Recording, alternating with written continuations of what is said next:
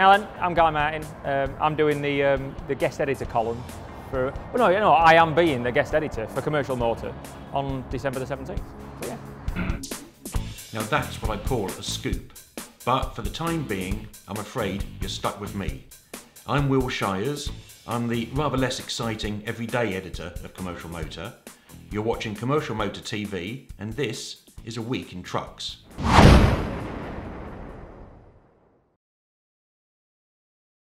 Now, apologies to anyone expecting to see the young George Barrow sitting here, our newsreader of choice. I'm afraid he's in Norway, test driving pickup trucks at the moment, and no doubt drinking his own body weight in Jägermeister, or whatever it is they drink over there. But I can't complain too bitterly, because I have actually been allowed out of the office myself. I've just had a couple of days in France, test driving the new Renault C and K range of tippers in a quarry. It was extreme off-roading. Take a look at this. It never ceases to amaze me what incredibly tough terrain an 8x4 tipper is capable of tackling. With diff locks in place, this truck was climbing up hills I'd be scared to tackle in a Land Rover. Now, in case you were wondering, we did speed up this footage so you couldn't see me stalling it numerous times. All down to human error, I hasten to add. You wouldn't believe how much fun I had driving this truck. Renault's C and K range of construction trucks are on the shortlist for International Truck of the Year 2016, along with the new Iveco Eurocargo, the new Ford Otosan construction range, which I'll be driving in Turkey next week, Renault's Range D distribution trucks, the Volvo FH dual clutch, and the Daf CF Silent. The results will be announced on the evening of the 17th of November at the Solitrans show in Lyon. We wanted to find out a bit more about the Daf CF Silent, so headed off to Abbey Logistics, which is running the first one in the UK. This truck is being used on Abbey Logistics' British salt contract. It makes early morning and evening deliveries into the capital. The urban tractor and fellbinder command steer tanker is said to provide a high degree of manoeuvrability, especially in city centres. The silent mode, which is engaged by the driver activating a dash-mounted silent button, alters the engine software and reduces noise levels to less than 72 decibels. If you're my age or older, chances are you remember Truck magazine, in particular the Long Distance Diary. Phil Llewellyn had the most incredible knack of turning even the most mundane journey into something of excitement. But give him a really good truck in some far-flung corner of the globe, and the results were spectacular. If I'm honest, he's the reason why I got into journalism, and also the reason why I started driving trucks. Well, we've got some good news. Truck is back. We've just produced this. It's a 132-page special, the best of Long Distance Diaries. It's in the shops on October the 21st, and it retails at £7.99.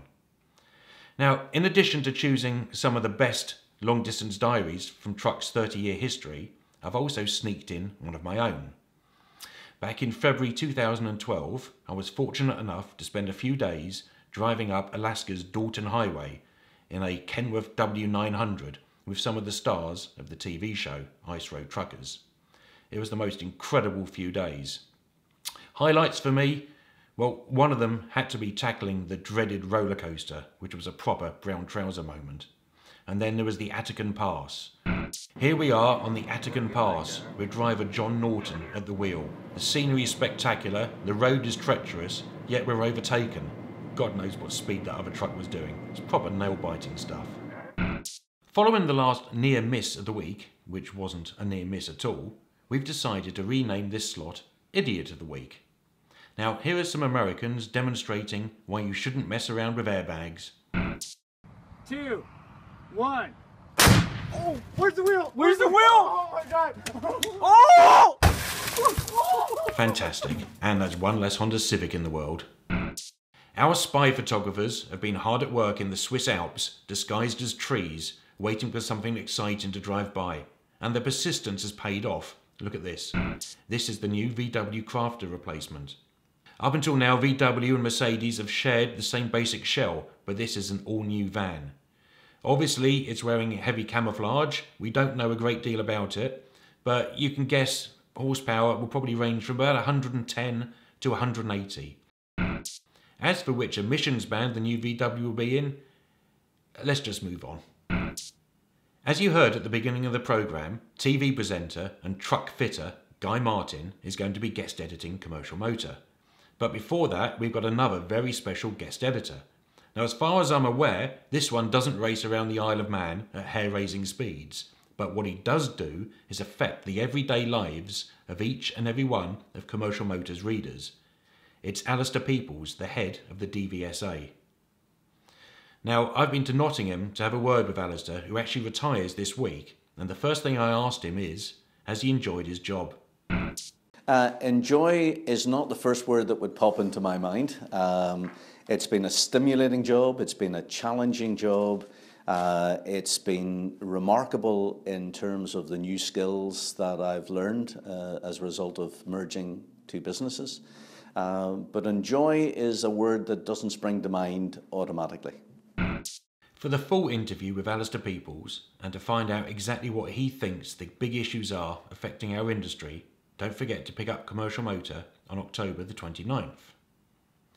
And also don't forget, Truck and Driver, our sister publication, is on the shelves now with his rather fetching Daf CF. You're hardly going to miss it, are you? Now, for the rest of that Daf CF Silent video, don't forget to follow the link at the end of the show. And I think that's about it from me, so thank you very much.